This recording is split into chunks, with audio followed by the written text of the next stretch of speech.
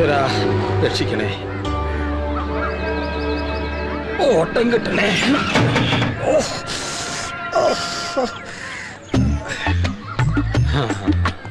നല്ല ശകുനം. രുക്മിണി ഉടുത്തൊരുങ്ങി NH കൂടെ Volvo bus പോകുന്ന പോലെ എങ്ങാട്ടാ രുക്മിണിയെ?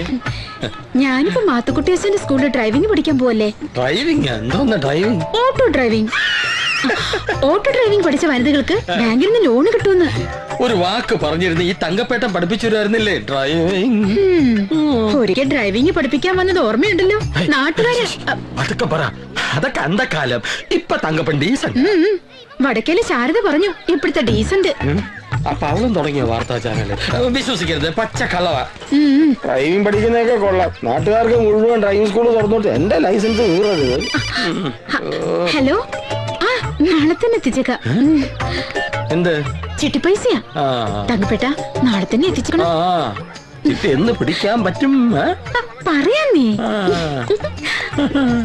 ഓ, ഡ്രൈവിംഗ് ആശാന്റെ ഒരു ഭാഗ്യം. കൊച്ചിയിലെ കാറാണല്ലോ.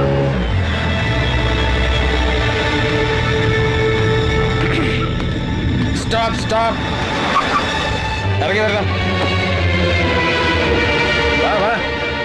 പുറം നാട്ടുകാർക്ക് മലാക്ക കോളനിയിലേക്കുള്ള പ്രവേശനം ഇതുവരെ ഉള്ളൂ. സാർ ആരാ, ഏതാ, എന്തിനാ, എവിടുന്നാ? ഞാൻ കൊച്ചിയിലെ നൈനാൻസ് ഫൈനാൻസിന്റെ മാനേജർ രാജൻ മേനോൻ. ശരവണ്ണനെ കാണാമെന്ന. എന്താ കാര്യം? അതൊരു പേഴ്സണൽ മാറ്ററാ. പുറം നാട്ടുകാർക്ക് ശരവണ്ണനെ കാണണമെന്നുണ്ടെങ്കിൽ ചില ചിട്ടവട്ടങ്ങളൊക്കെ ഉണ്ട്. ആദ്യം തങ്കപ്പൻ, പിന്നെ മൂസാഭായ്. അതാ നാട്ടുകടപ്പ്. ആരാ ഈ തങ്കപ്പൻ? ഞാൻ തന്നെ. വെറും തങ്കപ്പനല്ല, ഓട്ടോ തങ്കപ്പൻ. അപ്പൊ മൂസാഭായ്? കഥയും തിരക്കഥയൊക്കെ പിന്നെ. ആദ്യം വണ്ടിയിലോട്ട് കയറ്. ഇതേലല്ല, ഓട്ടോയില്. തിരിച്ചു വരുന്നവരെ വണ്ടി ഇവിടെ കിടക്കട്ടെ, പേടിക്കണ്ട.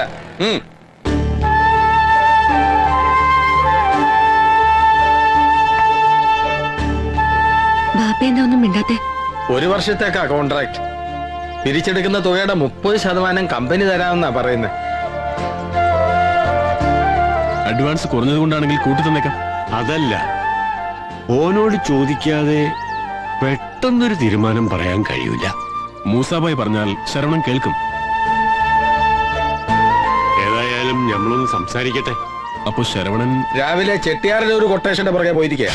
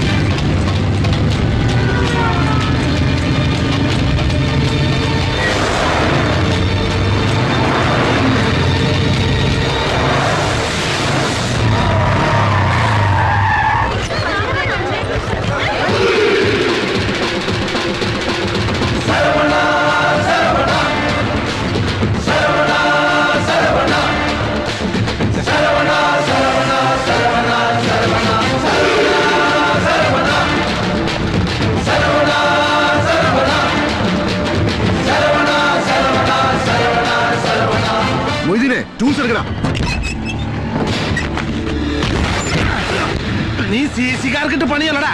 ഈ പോസ്റ്റിൽ നിർത്തിയിട്ട് വെച്ചൊരലക്കളിക്കണ്ടല്ല.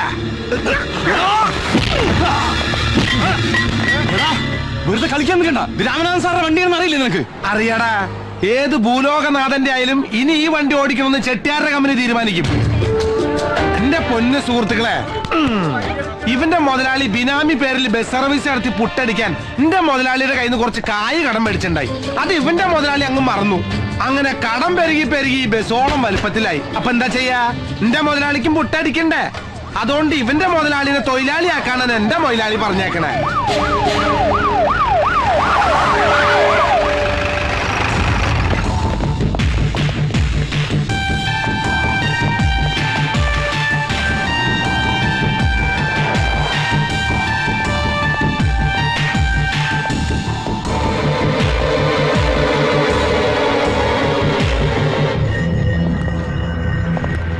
പട്ടാപ്പകല് ട്രിപ്പ് നടത്തുന്ന ബസ് പിടിച്ചെടുക്കാൻ നീ ആര് RTO റീജിയണൽ ട്രാൻസ്പോർട്ട് ഓഫീസർ?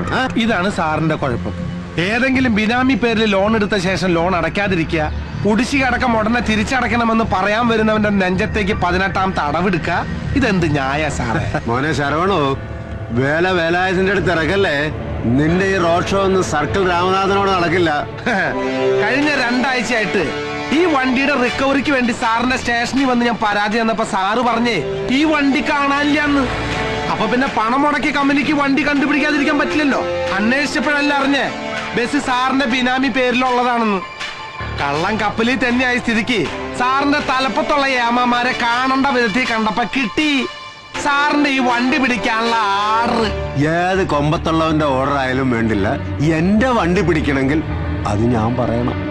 അല്ലാതെ വണ്ടിക്ക് മേൽ കൈവച്ചാലേ അത് നീയല്ല ഏത് പൊന്നു തമ്പുരാൻ വന്നാലും ഈ രാമനാഥൻ വിടില്ല. വയറ്റിപ്പഴപ്പിന് വേണ്ടി CC പിടിക്കാൻ ഇറങ്ങിയ നമ്മുടെ പള്ളക്കിട്ട് താങ്ങാണ്ട് സ്ത്രീപീഡനം മുതൽ വ്യാജ CD വരെ വാണിഭം നടത്തുന്ന സാറിന്റെ ഡിപ്പാർട്ട്മെന്റിലെ സാറുമാരോട് കാണിക്കുക ഈ ശൗര്യം. അപ്പ കാണാം ഫാക്സിലൂടെ ഫാസ്റ്റ് ആയിട്ട് സാറിന്റെ തൊപ്പി തെറിക്കണത്. നായിന്റെ മോനെ അളിയാന്ന് മാത്രം വിളിക്കരുത്. പണ്ട് തളിപ്പറമ്പ് സ്റ്റേഷനിൽ വെച്ച് ഗുണ്ടയെ പിടിക്കാനാന്ന് പറഞ്ഞ് ഗുണ്ടു പൊട്ടിക്കാൻ പോയ സാറിന്റെ പഴയ കഥ ഞാൻ ഇവരുടെ മുമ്പിലിട്ട് പൊട്ടിക്കട്ടെ. അതുകൊണ്ട് സാറിന്റെ സ്റ്റാറ്റസ്, എനിക്ക് എന്റെ വഴി. CC അടയ്ക്കാനുള്ള കായ് സാറിന്റെ കയ്യിൽ ഉണ്ടാവണ വരെ തൽക്കാലം വണ്ടി ചെട്ടിയാരുടെ കസ്റ്റഡിയിൽ തന്നെ ഇരിക്കട്ടെ. ദയവ് ചെയ്ത് എല്ലാരും ഈ ബസ്സിലോട്ട് കയറണം. ടിക്കറ്റ് റീഫണ്ട് ഒന്നും വേണ്ട. ഇവരെവിടെ നിർത്താൻ പറയണോ അവിടെ നിർത്തി കൊടുത്താൽ മാത്രം മതി. പോട്ടെ പോട്ടെ.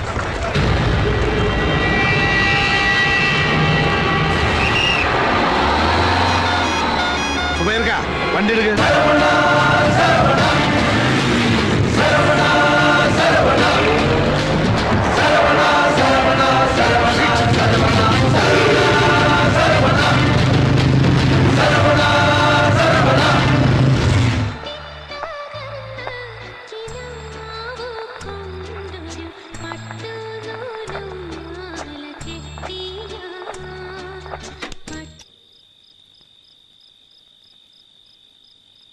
എന്താ മോളെ, ബാപ്പയ്ക്ക് വിശക്കണില്ലേ? ഓൻ കൂടെ വരട്ടെ മോളെ. ബെസ്റ്റ് പാർട്ടിയാ. ഒരു വഴിക്ക് പോയാ എപ്പോഴാ തിരിച്ചു വരാന്ന് അവനൊന്നും പോലും നിശ്ചയില്ലാത്ത ആളാ. ബാപ്പ വാ, ഊണൊഴിക്കാം.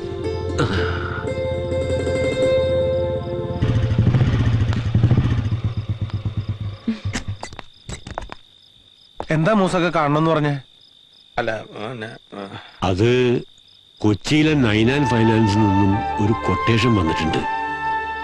ഇത്തരം ഒരു ജോലിക്ക് നിന്നെ വിടാൻ താല്പര്യം ഉണ്ടായിട്ടല്ല.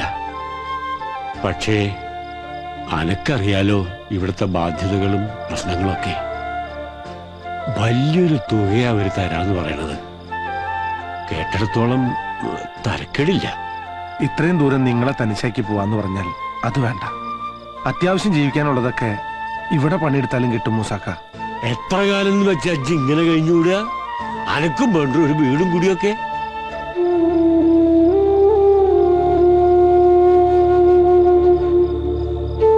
ഇജ്ജ് കേട്ടേക്കണോ തങ്കപ്പ? എവിടെന്നോ ഈ നഗരത്തിൽ വന്നുപെട്ട ഇവന്റെ ഉമ്മ ഒരു ദിവസം വരിയങ്ങാടിലെ വരാന്തിയും മയ്യത്തായി കിടന്നപ്പോ കരയാനും ചിരിക്കാനും വയ്യാണ്ട് പകച്ചു നിന്ന് ഇവനെ ഞമ്മളെടുത്ത് വളർത്തി. ഓനെ വലിയ ആളാക്കണമെന്ന് നമ്മൾ ആശിച്ച്. പക്ഷെ ഒന്നും നടന്നില്ല. ഞമ്മളെ കണ്ട് തന്നെ ഓനും വളർന്നു.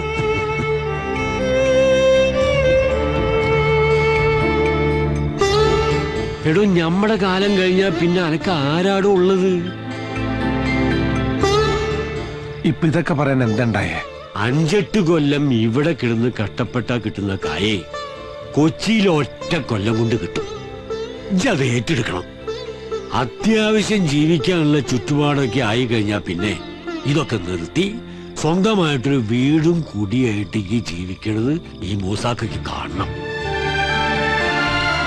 മൂസാബായുടെ ഈ ആഗ്രഹം നീ നിറവേറ്റി തരൂലേ?